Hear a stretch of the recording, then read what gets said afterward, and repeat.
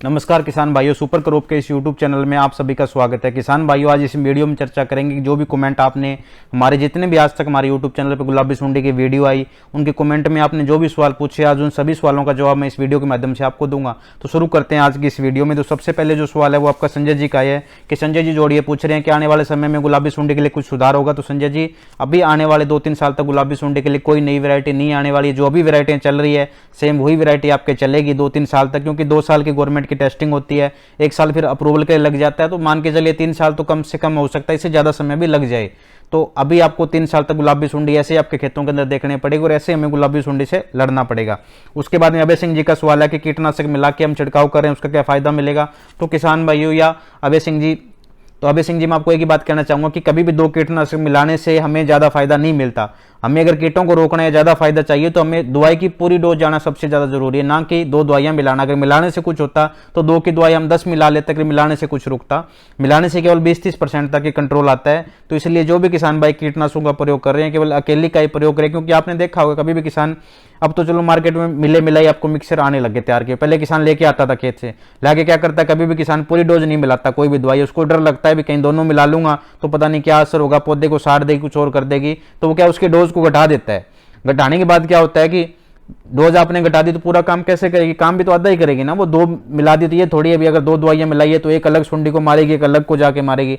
मारना तो उन 2 उसी सुंडी को उन्होंने दोनों ने मिलकर, अलग को तो नहीं मारेगी। तो कोशिश करिए कि आप केवल एक ही दवाई का प्रयोग करें, 2 दवाइयां मिला के प्रयोग ना करें। दलजीत सिंह जी का सवाल है कि मेटाराइज एंजिस के द्वारा हम क्या गुलाबी सुंडी को कंट्रोल कर सकते हैं। तो सर ये चीजें कमर्शियल तौर पर हम इसका प्रयोग नहीं कर सकते। हाँ, आपका 1-2 एकड़ है तो आप ये चीजें लेके आइए। पहली बात तो इनको ऑर्गेनिक, आपको ओरिजिनल फॉर्म है ना इन चीजों की, वो भी मिलना बड़ी मुश्किल। अगर आपके लिंक है, आपको नॉलेज है, तो आप मत्था पच्ची करके कहीं से इन चीजों को लेके आ सकते हो। पर जो आम किसान है वो इन चीजों का प्रयोग नहीं कर सकता। ये चीजें केवल 1-आधे एकड़ 2 एकड़ है उनके लिए तो ठीक है। जो कमर्शियल तौर पर जो भी किसान हमारे कल्टीवेशन कर रहे हैं, उनमें ना तो नीम ऑयल आपका चल सकता, ना कुछ और ऑर्गेनिक चीजें वो नहीं चल सकती। उसमें केवल कीटनाशक का प्रयोग है और तुरंत असर चाहिए। ये नहीं कि ऐसी जो चीजें हैं वो क्या कि थोड़ा समय लेती है और उसके बाद क्या कि समय के बाद में इनको कंट्रोल होता है। उसके बाद में कृष्ण जी जांगड़ा का सवाल है कि परफिनो साइपर के बाद हम कौन सा छिड़काव करें। तो कृष्ण जी आपको बताना चाहूंगा, जो परफिनो साइपर अभी आपने यूज करी है उसका आपको 20 से 30% असर गुलाबी सुंडी पे देखने को मिलेगा। तो अभी मैं आपसे ये अनुरोध करूंगा कि आगे भी कोई ऐसा मिक्सर ना लेके आए आप, और केवल इथियोन या परफिनो या साइपर 10% वाली, साइपर 25% वाली आप प्रयोग करें। उसके बाद में सुहास जाला जी का सवाल है कि 90 दिन की कॉटन हो चुकी है, क्लोरो और परफिनो उन्होंने निकाल दिया, अभी तक आप क्या करें। तो आप साइपर 10% का प्रयोग कर सकते हैं सुहास जी, या 25% साइपर जो आती है उसका प्रयोग कर सकते हैं, या आप इथियोन का भी प्रयोग कर सकते हैं। फिर क्या कि रिपेट में आप वापस परफिनो डाल सकते हैं। तो इस प्रकार 6 से 7वें दिन आप छिड़काव करके खेतों के अंदर गुलाबी सुंडी का नियंत्रण कर सकते हैं। उसके बाद में राजस्थानी जमींदार का जो सवाल है कि क्या करें कि इसका नुकसान कम हो। तो मैं आपको ये कहना चाहूंगा, नुकसान अगर आपको इसका कम से कम करना है तो आपको जो दो दवाइयां आप मिला के छिड़काव कर रहे हो ना, चाहे कोई भी दवाई है, वो आपको बंद करनी पड़ेगी और अकेली दवाइयों का प्रयोग करना पड़ेगा। दवाइयां जो भी मैंने बताई थी, परफिनो साइपर 10% वाली, साइपर 25% वाली, इथियोन, डेल्टा मैथ्रीन जो दवाई है वो आपको प्रयोग करना पड़ेगा और अकेली दवाई प्रयोग करनी है। पानी की मात्रा 150 ml बीघे के हिसाब से रखना। अगर आपका एकड़ है तो आपको 200 ml प्रति एकड़ के हिसाब से आपको रखनी है। तो आपके खेतों के अंदर जो नुकसान है उसको आप कम से कम कर सकते हो हर 6 या 7वें दिन छिड़काव करके। उसके बाद में बलराज कटारा जी का सवाल है कि सर फिड़कलों पे कौन सी दवाई कारगर। तो जो अभी दवाइयां मैंने अभी बलराज जी बताई है, सेम वही दवाइयां आपके फिड़कलों पे काम करते हैं। गुलाबी सुंडी के अंडे उनको भी आपको मारती है। उसके बाद में नक्षत्र गिल जी का सवाल है कि गुलाबी सुंडी टिंडे के अंदर कैसे आती है, बाल की छोटी होती है। तो गुलाबी सुंडी के नक्षत्र जी पहले अंदर और मादा आपस में मिलते हैं। उनकी जो मादा होती है वो क्या कि कपास के पौधे पर जाके अंडे देगी, अंडे से आगे सुंडी बनेगी, सुंडी जैसे बनेगी वो क्या है कि फूल के आपके चाहे तो फूल की तरफ या टेंडे का, अगर टेंडे ज्यादा लगे हुए ना तो पहली चॉइस उसको टेंडे के खाने की। जैसे हमें अगर एक साइड मटर पनीर रखा है, एक साइड दाल रखी है, तो हमारी क्या कोशिश है कि मटर पनीर खाएंगे ना कि दाल। तो मजबूरी में जाएंगे हम। तो सेम वैसे क्या कि वो भी टेंडे की तरफ भागती है। और कभी भी ये नहीं होता, अभी फूल के अंदर जो सुंडी, कुछ किसान भाइयों के भी सवाल जवाब आता है कि सर जैसे ये फूल है, फूल के अंदर सुंडी बैठ गई, अब धीरे धीरे बंद होता है, इसका टेंडा बन गया, इसके अंदर ही वो बैठे रही, ऊपर ऊपर इसके टेंडा बनता गया। पर ऐसा नहीं है किसान भाइयों, जो अभी आपको टेंडे के अंदर सुंडी दिख रही है वो बाहर से ही घुसी हुई है, फूल के अंदर दिखे वो भी बाहर से घुसी। और ये सेम सुंडी नहीं है भी आपको कहीं देखो, आज मैंने फूल में देखी थी पिछले 2-3 सप्ताह पहले, अब वही सुंडी है, वही फूल है उसके अंदर। ऐसा नहीं है, वो सुंडी बाहर से घुसती है और बिल्कुल आपके बाल से भी छोटी, आप इसको देख ही नहीं पाओगे। हाथ पे जैसे आपके बाल देख रहे हो ना, इससे भी छोटे हो गए, आप इसको सीधा देख ही नहीं पाओगे। और रात के समय में लगभग इसकी सारी गतिविधियां होती है, चाहे फिड़कला जो इसका पतंगा उड़ता है वो है, नरमादा आपस में मिलते हैं, अंडे देने की प्रक्रिया है, अंडे से सुंडी बनने की प्रक्रिया, वो सारी की सारी रात को होती है। दिन में तो कुछ बहुत ही कम आपको देखने को मिलेगा। लगभग 90 से जो 95% जो इसकी जो भी गतिविधि है ना गुलाबी सुंडी की, वो रात के समय में होती है। तो ये कभी भी आपको नहीं सोचना है भी अंदर पैदा हो रही है, ये बाहर से इसके अंदर जाती है, जिस जहाँ से घुसती है उसको गुलाबी सुंडी अपने मुंह से उस होल को बंद कर देती है। उस होल को आपको देखना है तो या तो आपको लैब में उस टिंडे को तोड़ के ले जाके माइक्रोस्कोप नीचे देखिए, या लेंस वगैरह लेके आइए, उससे आप बहुत मच्छा पच्ची करोगे, फिर आपको जाके कहीं आपको वो दिखेगा। उसके बाद में सोपत राम जी का सवाल है कि इसको खत्म कैसे करें। इसको खत्म करना है तो क्या है कि आपको कीटनाशकों का ही प्रयोग करना पड़ेगा, उसको और कोई जरिया नहीं है। नया बीज अभी 2-3 साल तक नहीं आने वाला, तो हमें गुलाबी सुंडी से ऐसे लड़ना पड़ेगा और हफ्ते के हफ्ते छिड़काव करना पड़ेगा। उसके बाद में गिल साहब का सवाल है कि जिन्होंने जहर की स्प्रे नहीं करी उनके अटैक कम है, पर ऐसा नहीं है। अगर आपके 10 एकड़ हैं, आपने लगाया सेम था, वैरायटी सेम है, आप कीटनाशक एक जैसा डाल रहे हो, तो फिर भी आपको क्या 10 एकड़ में अलग अलग अटैक देखने को, किसी खेत में 20 है, किसी में 10 है, किसी में 25 है, किसी में 30 है।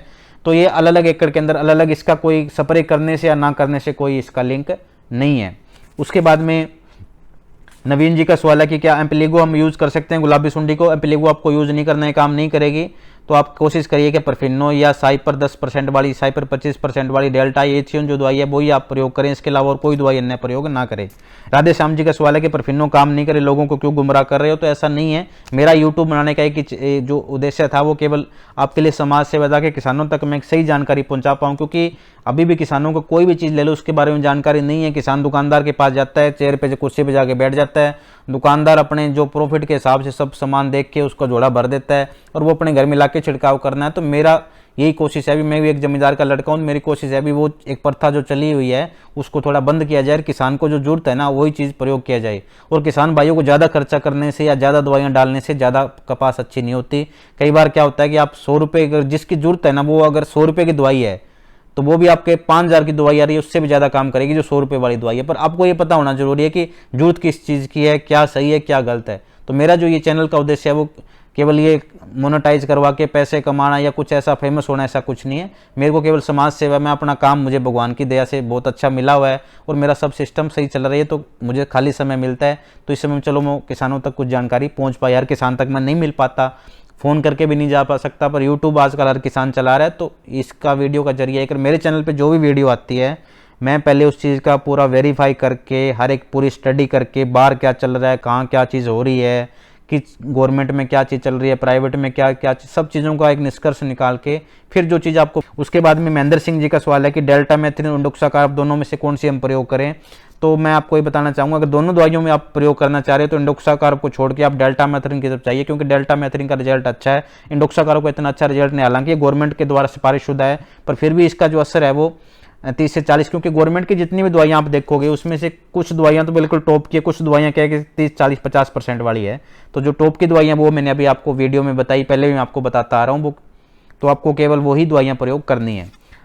उसके बाद मनोज जी का सवाल आया है कि क्या बीटी और नॉन बीटी मिलाने से हमारे खेतों के अंदर गुलाबी सुंडी है। मनोज जी ऐसा नहीं है, गुलाबी सुंडी ने अपने शरीर के अंदर कुछ बदलाव कर लिए, उसकी वजह से क्या है कि बीटी जहर को खा के जिंदा रहने लगी। जैसे हमारे यहाँ कोरोना आया, सब लोग बहुत बीमार पड़े।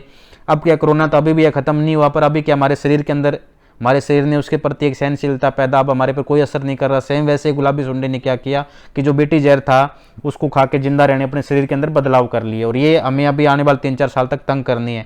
जो आपका जो सवाल था मनोज जी नॉन बीटी और बीटी सीड मिक्स का, इस पर मैं अगले सप्ताह एक और वीडियो लेके आ रहा हूँ, उसमें आपको अच्छे तरीके से बताऊंगा भी ये किस लिए मिलाया, क्या इसके पीछे की साइंस है, वो आपको अगले वीडियो में आपको समझाऊंगा। किसान भाइयों अगर गुलाबी सुंडी से संबंधित आपके कोई भी अन्य सवाल हैं तो आप हमारी वीडियो के नीचे कमेंट करके बताएं, हम जल्दी आपके हर सवाल का जवाब इस वीडियो ऐसे ही वीडियो के माध्यम से देने की प्रयास करेंगे। अगर आपको हमारी वीडियो अच्छी लगी हो तो हमारे यूट्यूब चैनल को जरूर सब्सक्राइब करिए और साथ ही इस चैनल को दूसरे किसानों के साथ शेयर करो ताकि उन तक भी जानकारी पहुंच पाए।